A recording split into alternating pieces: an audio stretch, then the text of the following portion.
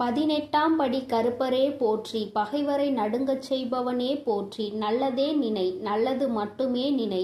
கருப்பசாமி பிள்ளைகளுக்கு இந்த அப்பனின் அன்பும் பாதுகாப்பும் என்றுமே 100% முழுமையாக இருக்கும். இவ்வளவு காலமாக விட்டு சென்ற உறவானது மீண்டும் உன்னை தேடி வந்து கொண்டிருக்கின்றது. அவர் எதற்காக வருகிறார், ஏன் வருகிறார், உன் மீது உண்மையான அன்பு கொண்டு வருகிறாரா இல்லையா என்று சொல்கிறேன், கவனமாக கேள் என் தங்கமே. என் அன்பு பிள்ளையே, இன்று உன்னுடைய தாயானவள் உன் வாழ்க்கையை மீட்டெடுத்து உன் கைகளில் கொடுக்க வந்திருக்கின்றேன். என் தங்கமே, உன்னுடைய வாழ்க்கையானது உன்னை விட்டு பிரிந்து சென்று வெகு நாட்கள் ஆகிவிட்டது. என் பிள்ளை, நீயோ கண்ணீரில் அங்கு தத்தளித்து கொண்டிருக்கின்றாய். நம் வாழ்க்கை கடைசி வரையிலும் இவர்களோடுதான் தொடரும் என்று நினைத்தது இப்படி பாதியிலேயே நின்றுவிட்டது. இனிமேல் நமக்கென்று என்ன நம்பிக்கை இருக்கிறது என்று என் குழந்தை நீ சிந்தித்து கொண்டிருக்கின்றாய்.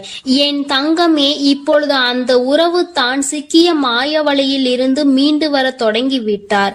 என் குழந்தையே, உன் வாழ்க்கையை மீட்டெடுத்து அங்கு உன் கைகளில் நான் ஒப்படைப்பதற்காக இப்பொழுது வந்திருக்கின்றேன். என் குழந்தைக்கு மனதிற்கு சந்தோஷத்தை கொடுக்க வேண்டும் என்றுதான் உன் அம்மா நானும் ஆசைப்பட்டு இப்பொழுது வந்திருக்கின்றேன். நான் சொல்கின்ற விஷயங்களை கேட்டுவிட்ட பிறகு இதை நீ எப்படி எடுத்துக்கொள்ள வேண்டும், என்ன முடிவு எடுக்க வேண்டும் என்று நீயே சிந்தித்து ஒரு முடிவினை எடுக்க வேண்டும். என் தங்கமே, யாரும் எந்த விஷயத்தையும் உனக்கு சொல்லி புரிய வைக்க வேண்டிய அவசியம் கிடையாது.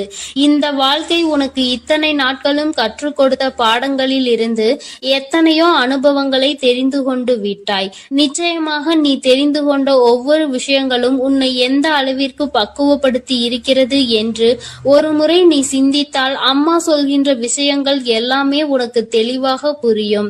என் தங்கமே, உன் வாழ்க்கையை பற்றிய பயம் உனக்கு அதிகமாக இருந்து கொண்டிருக்கிறது. ஒருவரை சார்ந்து வாழ்ந்ததனால்தான் இன்று அந்த உறவு உன்னை விட்டு பிரிந்து செல்லும் பொழுது உன்னால் அதனை ஏற்றுக்கொள்ளவும் முடியவில்லை. தனியாக நின்று இந்த வாழ்க்கையை உன்னால் சமாளிக்கவும் முடியவில்லை. பிரச்சனைகள் தொடர்ந்து வந்து கொண்டே இருப்பதால் இந்த வாழ்க்கையில் என் பிள்ளை நீ தவித்து நின்று கொண்டிருக்கின்றாய். உன்னுடைய தவிப்பு அடங்குவதற்கு முன்பாகவே இன்று இந்த தாயானவள் உனக்கான அந்த உறவை மீட்டு மீண்டும் உன்னிடத்தில் ஒப்படைக்க வந்திருக்கின்றேன். அதற்கான நல்ல வாக்கினை கொண்டு என் தங்கமே நான் வந்திருக்கின்றேன். அதனால் இந்த பதிவினை முழுமையாக கேள். என் தங்கமே, உன்னை விட்டு பிரிந்து சென்ற உறவு எங்கே சென்றது, அங்கே அவர்களுக்கு என்ன நேர்ந்தது என்பதையும் முழுமையாக நீ தெரிந்து கொள்ள வேண்டும். ஏனென்றால் இந்த வாழ்க்கையில் அவர்கள் கற்று தேர்ந்த சில விஷயங்களை நீ தெரிந்து கொள்ள வேண்டும் அல்லவா? ஒரு உறவு உன்னை இந்த அளவிற்கு காயப்படுத்தி உன்னை தத்தளிக்க விட்டு சென்றிருக்கிறது என்றால் இதனால் என்ன பலன் கிடைத்தது, என்ன லாபத்திற்காக அல்லது எந்த மன நிம்மதிக்காக அவர்கள் விட்டு சென்றார்கள் என்பதனை நீ தெரிந்து கொள்ள வேண்டும் அல்லவா? என் தங்கமே, இந்த சூழ்நிலையில் நிச்சயமாக என் குழந்தை நீ அதை தெரிந்து கொண்டால் உன்னுடைய மனதிற்கு நிச்சயமாக மிகப்பெரிய தெளிவு கிடைக்கும். என் பிள்ளையே, மனதளவில் எந்த ஒரு விஷயத்திற்காக இத்தனை நாள் நீ கலங்கி நின்றாயோ அந்த விஷயத்திற்கான மிகப்பெரிய தெளிவினை இந்த தாயானவள் இன்று உனக்கு கொடுக்க போகின்றேன். காரணம் என்னவென்றால் உண்மை தெரியாமல் உறவை நினைத்து வருந்தி கொண்டிருக்கிறாய். அதைதான் இன்று அம்மா உனக்கு தெரிய வைக்க முயற்சி செய்கின்றேன். என் தங்கமே, நீ நம்பிய உறவானது தேடி சென்றது இன்னொரு உறவை. அது மட்டுமல்லாமல் அங்கே அவர்களுக்கு இதைவிட சந்தோஷமான வாழ்க்கை இருப்பதாக நினைத்து உன்னை விட்டு அங்கே சென்றிருக்கிறார்கள். அவர்களுக்கு அங்கே என்ன பலன் கிடைத்தது என்று கேட்பாயானால் அங்கே முதலில் நல்ல ராஜ வாழ்க்கை தான் அவர்களுக்கு கிடைத்தது. அந்த ராஜ வாழ்க்கையை சந்தோஷமாக வாழ்ந்து கொண்டிருக்கின்ற நேரத்தில் தான் அவர்கள் வாழ்க்கையில் விழுந்தது மிகப்பெரிய பிரச்சனை. யாரை நாடி சென்றார்களோ, உன்னை விட்டு எப்படி இன்னொரு உறவை நாடி சென்றார்களோ அதுபோல அவர்கள் நாடி சென்ற உறவு உன் உறவை விட்டு வேறொரு உறவை தேட ஆரம்பித்து விட்டது. வாழ்க்கையில் ஏமாற்றம் என்றால் என்ன, அவமானங்கள் என்றால் என்னவென்பதை தெரிந்து கொள்ள வேண்டும் அல்லவா? மிகவும் எளிதாக ஒருவருக்கு துரோகத்தை செய்து விட்டேன், அதனினுடைய பலனை அடையாமல் விட்டால் எப்படி? அந்த பலனை தான் அவர்கள் அடைவதற்கு இன்று என்று தயாராகி இருக்கின்றார்கள். என் தங்கமே, இந்த வாழ்க்கை நிச்சயமாக அவர்களுக்கு பல கடினமான விஷயங்களை காண்பித்து கொடுத்து விட்டது. அவர்கள் செய்தது எத்தனை பெரிய தவறு என்பதை அவர்களுக்கு புரிய வைத்து விட்டது. புரிய வைத்ததோடு மட்டுமல்லாமல் பல வேதனைகளிலும் சோதனைகளிலும் கிடந்து அதிலிருந்து மீண்டு வர முடியாமல் இப்பொழுது தவித்து மீண்டும் உன்னுடைய உறவே பெரியது என்று நினைக்க இவர் தொடங்கிவிட்டார். என் தங்கமே, ஒரு விஷயத்தை நீ தெளிவாக புரிந்து கொள்ள வேண்டும். இந்த தாயானவள் உன்னிடத்தில் ஒரு விஷயத்தை சொல்ல வருகிறேன் என்றால், அம்மா உடனடியாக எனக்கு எல்லாவற்றையும் செய்து கொடு, உடனே நான் சந்தோஷமாக வாழ வேண்டும் என்று நீ கண்மூடித்தனமாக சொல்லக்கூடாது. அவர் மாய வலையில் சிக்கி இருக்கிறார் என்றால் தன்னுடைய சொந்த புத்தி இல்லாமல் அங்கே எதுவும் நடக்கவில்லை. தன்னுடைய வாழ்க்கை, அதிலும் தன்னை நம்பிய ஒரு உறவு, தன்னை விட்டால் யாருமே அந்த உறவுக்கு இல்லை என்கின்ற நிலை. இந்த நிலை எல்லாம் உணர்ந்த பிறகும் கூட ஒருவருக்கு துரோகத்தை செய்ய முடிகிறது என்றால், இவர்கள் மீண்டும் உன்னை நாடி வந்து உன்னோடு இருக்கும் பொழுது வேறு ஒரு உறவை தேடினால் அதனால் தவறு யார் மேல் வரும் என்பதை ஒருமுறை நீ சிந்தித்து பார். உண்மையான அன்பிற்கு துரோகத்தை செய்ய நினைத்தவர்கள் நாளை எந்த விஷயத்தையும் உனக்கு செய்ய துணிவார்கள் என்பதை நீ மறந்து விடாதே. இவர்கள் நினைப்பதை நடத்துவதற்கான இடத்தை நீ கொடுக்க கூடாது. ஒரு முறை ஒரு தவறு உன் வாழ்க்கையில் நடந்து விட்டது. இதிலிருந்து மீண்டு வர முடியாமல் நீ தவித்து நின்று கொண்டிருக்கின்றாய். என் தங்கமே, அப்பேற்பட்ட சூழ்நிலையில் அதே உறவு மீண்டும் ஒன்றை சொன்னால் அதை நம்புவதற்கு நீ முட்டாளாக இருந்து விடாதே. மாய வலையில் இருந்து மீண்டும் பேசுவதற்கு அவர்களுக்கு சுயமாக வேறு காரணங்கள் வரத்தான் செய்யும். ஒருவர் வாழ்க்கையை கெடுத்து இன்னொருவருக்கு சந்தோஷத்தை கொடுக்க நினைக்கின்ற உறவுகள் தன்னுடைய சுயநலத்தை மட்டுமே முன்னெடுத்து வைக்கின்றார்கள். உறவுகள் ஒரு நாளும் வாழ்க்கையில் உனக்கு தேவை கிடையாது என்பதை முதலில் நீ புரிந்து கொள். என் தங்கமே, நீ ஒவ்வொரு நாளும் இதனால் அழுது அழுது எந்த அளவிற்கு என் தங்கமே இந்த தாயானவள் முன் நீ புலம்பிக் கொண்டிருந்தாய் என்பதை ஒரு நிமிடம் சிந்தித்து பார். எப்பொழுதுமே உனக்கு நல்லதை மட்டுமே எடுத்துச் சொல்வேன். என் குழந்தையின் வாழ்க்கைக்கு ஏற்ற விஷயமாக இருந்தால் அதை நான் உன்னை விட்டு ஒரு நாளும் விலக்கி வைத்திருக்க மாட்டேன். என் தங்கமே, எல்லாவற்றையும் தாண்டி உன்னை விட பெரிது என்று நினைத்து இன்னொன்றை தேடி சென்ற உறவு மீண்டும் உன்னிடம் திரும்பி வந்தாலும் என்றென்றைக்கும் நீ அதனை நாடி செல்லாதே. உண்மையான உன் மீது அன்பு கொண்ட உறவாக இருந்தால் அந்த உறவு ஒருபொழுதும் இன்னொருவரை தேடி செல்லாது. என் தங்கமே, இது பொய்யான உறவு என்பதை நீ புரிந்து கொள்ள வேண்டும். அதனால் என் பிள்ளையே, எதுவானாலும் சிந்தித்து முடிவெடு. மீண்டும் ஒரு ஏமாற்றத்தை ஒருவேளை கொடுத்தால் அதை உன்னால் தாங்கிக் கொள்ள முடியும் என்று நீ நம்பினால் மட்டுமே இந்த வாழ்க்கையை நீ தேர்ந்தெடுக்கலாம். இல்லை, எனக்கு வேண்டாம், என்னால் முடியாது என்று நீ சொல்வாயானால் நிச்சயமாக நீ தப்பித்துக் கொள்ள வேண்டும் என்றுதான் அம்மா சொல்கின்றேன். என் குழந்தையே, வாழ்க்கையில் உண்மையான அன்பினை கொடுக்க எத்தனையோ பேர் இருக்கிறார்கள். பொய்யான அன்பிற்காக உன்னுடைய வாழ்க்கையை நீ தொலைத்துவிடக் கூடாது என்றுதான் அம்மா சொல்கின்றேன். என் குழந்தையின் மனதில் இருக்கின்ற இந்த எண்ணங்களை அம்மா நான் நிச்சயமாக புரிந்து கொண்டதன் பலனாக தான் உன்னிடத்தில் சொல்கிறேன். வேண்டாம் என்று முடிவெடுத்து விட்டால் என்னிடம் வா, அம்மா உனக்கான ஆறுதலை கொடுக்கிறேன். வேண்டும் என்று முடிவெடுத்தால் அந்த வாழ்க்கை உன்னுடைய பொறுப்பு. இனி உன் வாழ்க்கையை நீதான் பார்த்து கொள்ள வேண்டும். அதில் மட்டும் நீ கவனமாக இருந்து விட்டால் போதும். அம்மா உன்னை எப்பொழுதுமே கைவிட மாட்டேன் என்பதை மட்டும் நீ தெளிவாக புரிந்து கொண்டால் போதும். என் அன்பு பிள்ளையே, உன்னை விட்டு சென்ற உறவு மீண்டும் உன்னை தேடி வருகிறது. அதற்கான காரணம் என்னவென்று முழுவதுமாக கேட்டு தெரிந்து கொண்டு அம்மா சொல்லும் முடிவை உடனே எடு. ஏனென்றால் என் அன்பு குழந்தை இப்பொழுது மிகவும் கோபத்தில் இருக்கிறது. தன்னுடைய செயல்கள் பிடிக்காமல் மனமுடைந்து போய் இருக்கிறது. உன்னை விட்டு சென்ற உறவு நிரந்தரமாக இல்லாமல் போகட்டும். இனி எனக்கு அவர்கள் வேண்டாம் என்று அவர்களை வெறுத்து என் அன்பு குழந்தையானது இப்பொழுது மனதை கல்லாக்கி கொண்டு உட்கார்ந்திருக்கிறது.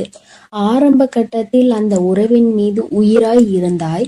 இப்பொழுது அவர்கள் செய்த சிறு தவறுக்காக அவர்கள் வாழ்க்கையிலே நிரந்தரமாக வேண்டாம். என்னுடைய விஷயங்கள் அனைத்தையும் அவர் தவறாக புரிந்து கொண்டார், தவறாக செயல்பட்டார், என் வாழ்க்கையில் துரோகத்தை விளைத்தார்கள். இனிமேல் அவர்களுக்கு என் வாழ்க்கையில் இடமே இல்லை என்று அந்த நபரை என் அன்பு குழந்தை வெறுத்து விட்டது.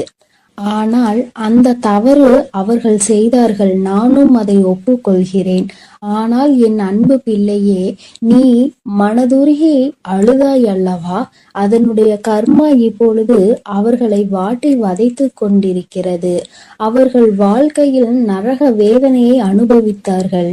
ஏனென்றால் என் அன்பு குழந்தை உண்மையாக இருந்தது, அவர்களையே முழுமையாக நம்பி இருந்தது. ஆனால் அவர்கள் துரோகம் செய்து ஏமாற்றி விட்டார்கள். ஒரு உண்மையான உறவை அலட்சியம் செய்தது உண்மைதான் என் அன்பு குழந்தையே. ஆனால் அவர்கள் பட்ட துன்பம் இருக்கிறதே, அது நரக வேதனை. தினம் தினம் உனக்கு செய்த துரோகத்திற்காக கர்ம வினை அவர்கள் வாழ்க்கை முழுவதுமே நடந்து கொண்டிருக்கிறது. சில காலத்திலே நல்லது எது, கெட்டது எது, நல்ல உறவு எது, பொய்யான உறவு எது என்று உன் உறவானது புரிந்து கொண்டது. உன் தாயானவள் அதை தெரியப்படுத்திவிட்டேன். ஆனால் சில நேரங்களில் என் அன்பு குழந்தையே, உறவை இழந்து விட்டோம், நம் வாழ்க்கையில் மறுமுறை அந்த உறவு கிடைக்காதா என்று சில நேரங்களில் நீ சிந்திக்கிறாய். ஆனால் சில நேரங்களில் எனக்கு துரோகம் செய்த உறவு மறுமுறை எனக்கு எப்படி துரோகம் செய்யாமல் இருக்கும், அதனுடைய குணத்தை எப்படி மாற்ற முடியும், அதனுடைய செயல்களையும் எண்ணத்தையும் எப்படி மாற்ற முடியும் என்று சந்தேகமும் ஏற்படுகிறது. அதனால் அவர்கள் நிரந்தரமாக நம் வாழ்க்கையில் வேண்டாம் என்று என்னுடைய தங்க பிள்ளையானது முடிவெடுத்திருக்கிறது. ஆனால் இந்த முடிவை நீ கொஞ்சம் மாற்றிக்கொள்ள வேண்டும். ஏனென்றால் தவறு செய்தவர்கள் நம்மை தேடி மன்னிப்பு கேட்க வரும் பொழுது அவர்களை மன்னிக்கலாம், தவறல்ல. என்ன ஒன்று என் அன்பு பிள்ளையே, மன்னிப்பு கேட்டார் போல கேட்டு உன் வாழ்க்கையில் சில கஷ்டத்தையும் கண்ணீரையும் ஏற்படுத்துவதற்கு சில நபர்கள் இருக்கிறார்கள். ஆனால் உன் உறவானது மறுமுறை தவறு செய்யாத அளவிற்கு தக்க பாடத்தை உன் அன்னை கொடுத்திருக்கிறேன். அதனால்தான் ஒரு முறை செய்த தவறுக்காக அவர்கள் அனைத்தையும் திருத்திக் கொண்டு உன் காலடியில் விழுந்து மன்னிப்பு கேட்க உன்னை தேடி அந்த நபரானவர் வரப்போகிறார். இப்பொழுது நீ சரியான முடிவு எடுக்க வேண்டும். அதனால்தான் உன் அன்னை அவர் வருவதற்கு முன்னே உன்னிடம் இதை பற்றி தெரிவிக்க வந்திருக்கிறேன். இப்போது நீ உன் முடிவுகளை எடுக்க வேண்டும். ஒரு முறை அந்த நபரை மன்னித்து விடு. ஏனென்றால் தவறு செய்வது மனிதனுடைய இயல்புதான். ஆனால் தாயும் பிள்ளையாய் இருந்துவிட்டு வைராகியம் என்பதை நீ உன் மனதில் வைத்து கொண்டிருந்தால் அங்கு வெறுப்பு அதிகமாக உன் வாழ்க்கையில் வந்துவிடும். இவர் நல்லவரா கெட்டவரா என்று தெரியவில்லை. எவரை பார்த்தாலும் கோபப்படுகிறாய். அந்த கோபத்தால் நல்ல விஷயங்களை கூட சில நேரங்களில் இழந்து விடுகிறாய். என் அன்பு பிள்ளையே, புரிந்துகொள். ஒரு சில நபர் உனக்கு துரோகம் செய்கிறார்கள், ஏமாற்றுகிறார்கள் என்றால் அனைத்து நபருமே ஏமாற்றக்கூடிய நபர் கிடையாது என்பதை நீ புரிந்து கொள்ள வேண்டும், தெரிந்து கொள்ள வேண்டும். உன் மனம் உடைந்தது உண்மைதான். துரோகம் செய்த நபரால் நீ ஏமாற்றப்பட்டது உண்மைதான். ஆனால் அதற்கெல்லாம் பதிலடி கொடுத்துதான் உன் காலடியில் நான் அவர்களை விழ வைப்பேன் என்று நீ கண்ணீர் வடிக்கும் பொழுது உனக்கு உறுதியளித்திருந்தேன். மறுமுறை நீ என்னை சந்தேகப்படுகிறாய். அவர்கள் முழுமையாக திருந்தினால்தான் உன் காலடியில் வந்து விழுவார்கள் என்பதை நீ மறந்து விட்டாயா? இப்பொழுது நீ அந்த நபரை ஏற்றுக்கொள்ளவில்லை என்றால் அவர்களுடைய வாழ்க்கை என்பது பாதை மாறி, பயணம் மாறி தவறான பாதையில் சென்றுவிடும். அதனால் வரட்டு கௌரவம் பிடிக்காது. அதிகமாக கோபத்தால் நாம் சிந்திக்கும் செயலானது, எடுக்கும் முடிவானது வாழ்க்கையை கெடுத்துவிடும். அதனால் உன் அன்னை சொல்லும் வார்த்தைகளை முழுமையாக நம்பி உன்னை தேடி உன் காலடியில் வந்து விழுகிறார்கள் என்றால் ஒரு முறை அவர்களுக்கு வாய்ப்பை கொடு. மீறி அவர்கள் தவறு செய்கிறார்கள் என்றால் அவர்களுக்கு நான் மிகப்பெரிய தண்டனையை நிச்சயமாக கொடுப்பேன். உன்னை ஏமாற்ற மாட்டார்கள் அவர்கள். ஏனென்றால் நீ ஒரு முறை மனவேதனையில் இருக்கும் பொழுது ஆறுதல் உரைக்க எனக்கு அந்த உறவுதான் வேண்டும் என்று என்னிடம் நீ கேட்டாயல்லவா? என் அன்பு பிள்ளையே, உன்னுடைய ஆசையை நிறைவேற்றுவதற்காகத்தான் நான் உன் உறவை திருத்தி இப்பொழுது உன்னிடமே ஒப்படைக்கப் போகிறேன். இது உன் அன்னையின் கடமையும் கூட. என் பிள்ளைக்கு என்னென்ன வேண்டும் என்பதை பார்த்து பார்த்து செய்வது ஒரு அன்னையான என்னுடைய கடமை அல்லவா? என் அன்பு பிள்ளையே, அதனால் நீ கொஞ்சம் சிந்தித்து ஒரு நல்ல முடிவை எடு. வரட்டு கௌரவம் பிடித்து கொண்டு பழைய விஷயங்களை பேசி பேசி அவர்களை அலட்சியம் செய்து விடாதே. ஏனென்றால் உன்னை அவர் தேடி வரப்போகிறார்கள். வியாழக்கிழமையோ வெள்ளிக்கிழமையோ அல்லது ஞாயிற்றுக்கிழமையாக கூட இருக்கலாம். இந்த 3 தினத்தில் உனக்கு துரோகம் செய்த உறவும் ஏமாற்றிய உறவும் நரக வேதனையை அனுபவித்து தக்க பாடத்தை கற்றுக்கொண்டு உன் தாயின் லீலைகளால் அவர்கள் இனி சின்ன எறும்புக்கு கூட துரோகம் செய்யாத அளவிற்கு மாறி உன்னை தேடி இப்பொழுது வரப்போகிறார்கள். தாயானவள் அவர்கள் வாழ்க்கையில் தகுந்த பாடத்தை கற்றுக் கொடுத்திருக்கிறேன். நல்ல பாடத்தையும் புகட்டி கொண்டிருக்கிறேன். நம்பியவருக்கு துரோகம் செய்தால் என்னென்ன பலன் கிடைக்கும் என்று, இரட்டிப்பு பலன் கிடைக்கும் என்று, அதுவும் என்னுடைய பிள்ளைகளை ஏமாற்றினால் என்ன பலன் கிடைக்கும் என்று அனைத்தையும் உன் உறவானது இப்போது புரிந்து கொண்டது. அதனால்தான் உன் காலடியில் வந்து விழப்போகிறது நிரந்தரமாக. எல்லாம் எதற்காக செய்தேன் தெரியுமா? நீ வடித்த கண்ணீரும் உண்மையான உன்னுடைய பக்தியும் உண்மையான அன்பும் உன்னிடம் இருக்கும் நேர்மையும் இதனால்தான். உன் தாயானவள் நான் இதை உனக்காக செய்திருக்கிறேன். உன்னை எவர் ஏமாற்றினாலும் உனக்கு எவர் துரோகம் செய்தாலும் உன் தாயானவள் ஒருபோதும் பொறுத்து கொள்ள மாட்டேன். அவர்களுக்கு அதற்கான இரட்டிப்பு பலனாக தண்டனை கிடைத்தே தீரும். அதனால் என் வார்த்தைகள் மீது நம்பிக்கை கொண்டு நான் சொல்லக்கூடிய முடிவை எடுத்துவிட்டால் உன் வாழ்க்கையில் சந்தோஷம் என்பது நிரந்தரமாக இருந்துவிடும். உன் உறவு காலடியில் வந்து விழப்போகிறது. அதை மனமாற ஏற்றுக்கொண்டு வாழ பழகு. பழைய விஷயங்களை பேசாதே. பழைய விஷயங்களில் புத்தி காமித்தால் பழைய நிலைக்கு மாறுவதற்கு சிறிது காலம் எடுக்காது. ஆனால் திரும்பி வரும் பொழுது அவர்களை பழைய விஷயத்தை சொல்லி சொல்லி காமித்து அவர்களை மென்மேலும் கஷ்டப்படுத்த கூடாது. பிறகு அவர்கள் வாழ்க்கையில் தவறான முடிவுகளை எடுத்து விடுவார்கள். அதனால்தான் உன் அன்னை இப்பொழுது இந்த முடிவை எடுக்க சொல்கிறேன். என் அன்பு பிள்ளையே, அதனால் நீ சிந்தித்து ஒரு நல்ல முடிவை சீக்கிரமாக எடுத்துவிடு. ஏனென்றால் அவர்கள் உனக்காகவே வந்து கொண்டிருக்கிறார்கள். அவர்கள் முழுமையாக தெரிந்து விட்டார்கள். உன் அன்னை சொல்கிறேன் அல்லவா, என் மீது நம்பிக்கை கொண்டு உன் வாழ்க்கையை நீ ஆரம்பி என் குழந்தையே. அதில் உன்னை எப்பொழுதும் நானே வழிநடத்தி செல்கிறேன். நான் உன்னோடே இருக்கிறேன். நான் உனக்காகவே இருக்கிறேன்.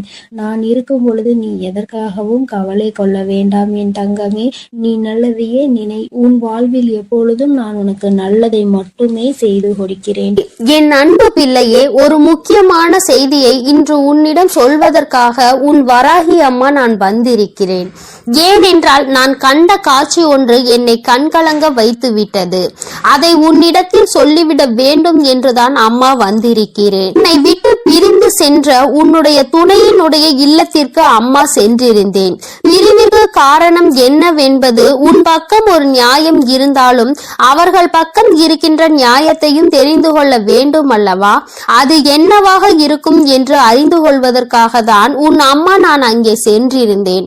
அங்கு நான் கண்ட காட்சி என்னவென்பதையும் குழந்தையே நீயும் தெரிந்து கொள்ள வேண்டும் அல்லவா? அம்மா உன்னிடத்தில் அதனை சொல்லியே தீர வேண்டும் என்று வந்திருக்கிறேன். நான் சொல்கின்ற விஷயங்கள் உனக்கு நிச்சயமாக மன கஷ்டத்தை தான் கொடுக்க போகிறது. ஆனால் அதற்கான தீர்வும் இதில் முடிவில் உனக்கு கிடைக்க போகிறது. அதற்கு காரணம் என்ன தெரியுமா? நீ குழம்பிக் கொண்டிருக்கின்ற இந்த விஷயம் உனக்கு முதலில் தெளிவான பதிலை கொடுக்கும். அதன் பிறகு நல்லதொரு முடிவை கொடுக்கும். என் குழந்தையே, வாழ்க்கை துணை என்று அம்மா சொல்வது உனக்கு திருமணம் முடிந்த வாழ்க்கை துணையாகவோ அல்லது இப்பொழுது உன்னோடு பழகி கொண்டிருக்கிற உன்னுடைய எதிர்காலத்தில் உனக்கு துணையாக வரப்போகின்றவர் என்று நினைத்து கொண்டிருப்பவர் யாரோ ஒருவர். என் குழந்தையை யாராக இருந்தாலும் சரி, அவர்களினுடைய மனநிலையில் உன்னை பிரிந்து சென்ற பிறகு என்னவாக இருக்கிறது, எதற்காக உன்னை விட்டு பிரிந்து சென்றார்கள், அவர்களின் இல்லத்தில் நான் கண்ட காட்சி என்னவென்பதை அம்மா உனக்கு இப்பொழுது விரிவாக சொல்கிறேன். என் குழந்தையே, ஒரு முறை உன்னுடைய மனதினை ஒருநிலைப்படுத்தி இந்த வராகியை அன்போடு நினைத்துக்கொள்.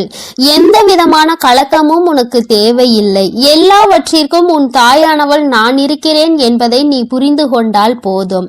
என் தங்கமே, நானும் உன் துணையினுடைய மனதில் என்ன இருக்கிறது என்று தெரிந்து கொள்ள சென்றேன். அங்கே உன்னுடைய துணை என் மனதை தவிர மற்றவர்களின் மனதில் என்ன இருக்கிறது என்பதை அறிந்து கொண்டு உன் அம்மா இப்பொழுது வந்திருக்கிறேன். என் தங்கமே, யார் யார் என்ன நினைக்கிறார்கள் என்பதை முதலில் சொல்கிறேன். அதன் பிறகு ஏன் உன் துணை இப்படி ஒரு முடிவை எடுத்தது என்பதை நீ புரிந்து கொள்வாய். என் தங்கமே, உன்னுடைய துணையின் இல்லத்தில் இருக்கின்றவர்கள் உனக்கு எதிராக இருக்கிறார்கள். அவர்களின் மனதில் உன்னை பற்றிய தவறான எண்ணங்கள் இருக்கிறது. அதற்கு காரணம் நீ பேசிய சில வார்த்தைகள்.